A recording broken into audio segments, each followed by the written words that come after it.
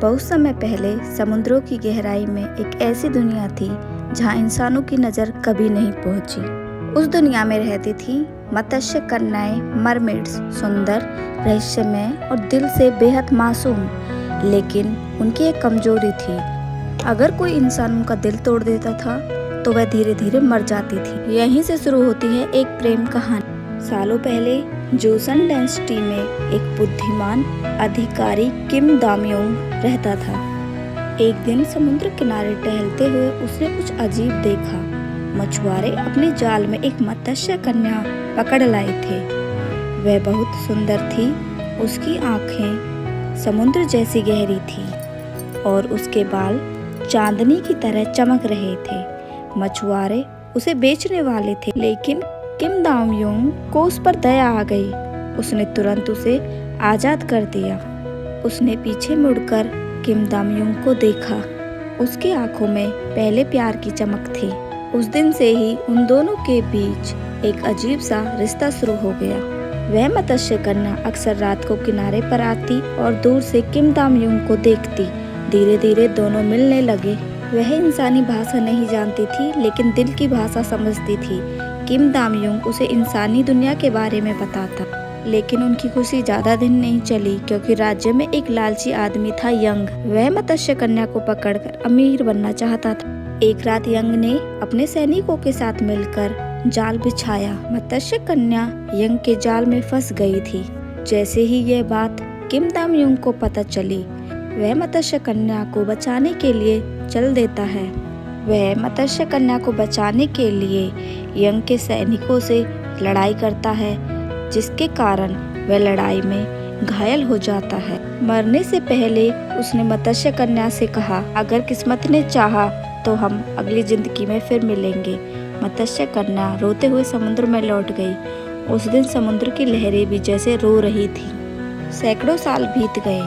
अब समय था आधुनिक दुनिया का। मत्स्य कन्या समुद्र से बाहर आ गई थी अपने प्यार को ढूंढने के लिए। स्पेन के एक शहर में एक युवक रहता था, होन जुनजे। वह बहुत स्मार्ट था, लेकिन असल में वह एक ठग था। एक रात होटल के स्विमिंग पूल में उसने देखा एक लड़की जो पानी के अंदर सांस ले रही थी। वह यह देखकर चौंक गया। वह और कोई नहीं थी, वह थी मत्स्य कन्या, लेकिन उसे इंसानी दुनिया के बारे में कुछ याद नहीं था। होनजुनजे उसे अपने साथ लेकर सिहोल आ गया। वह लड़की हर चीज को देखकर हैरान हो जाती थी।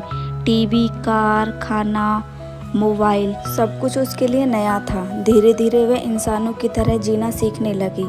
होनजुनजे उसका नाम रखा सिमचुंग, लेकिन उन दोनों को नहीं पता था कि उनका रिश्ता सिर्फ इस जन्म का नहीं है। मत्स्य कन्या धीरे धीरे इस दुनिया को समझने की कोशिश कर रही थी।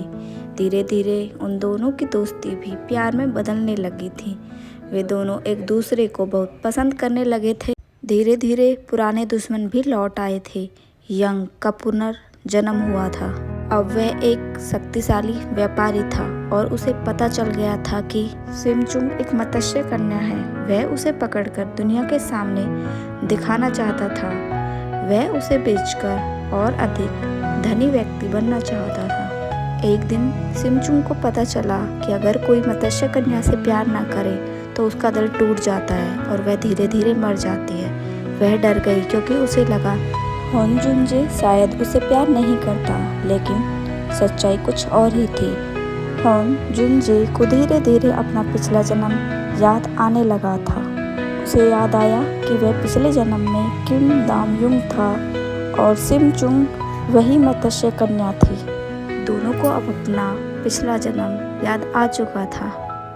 दोनों अब एक दूसरे से बहुत प्यार करते हैं। अब दुश्मन सिमचुंग को पकड़कर सारी दुनिया के सामने दिखाना चाहते थे और अधिक रईस बनना चाहते थे, परंतु हिनजुनजू दुश्मनों के साथ लड़ाई करता है और अपनी जान जोखिम में डालकर सिमचुंग को बचाता है। वह कहता है कि इस बार मैं तुम्हें खोने नहीं दूंगा। यह सुनकर सिमचुंग की आंखों में आंसू आ जाते हैं। दोनों एक दूसरे से बहुत प्यार करने लगे थे। इस बार समुद्र की लहरें और शांत हो चुकी थी और पहली बार सदियों बाद उनकी प्रेम कहानी अधूरी नहीं थी। दुश्मनों को हराकर दोनों एक दूसरे के साथ खुशी से रहते हैं। मत्स्य कन्या ने इंसानी दुनिया को अपना लिया था। वह वहाँ का रहन सहन सीखने लगी थी। वहीं दूसरी ओर होनजुनजू भी मत्स्य कन्या के साथ समुद्र के किनारे रहना शुरू कर देता है। वे एक दूसरे के साथ खुशी प्रकार समुद्र के किनारे रहने लगे थे। समय समय पर मत्स्य कन्या अपने परिवार से मिलने के लिए समुद्र की गहराइयों में जाती थी।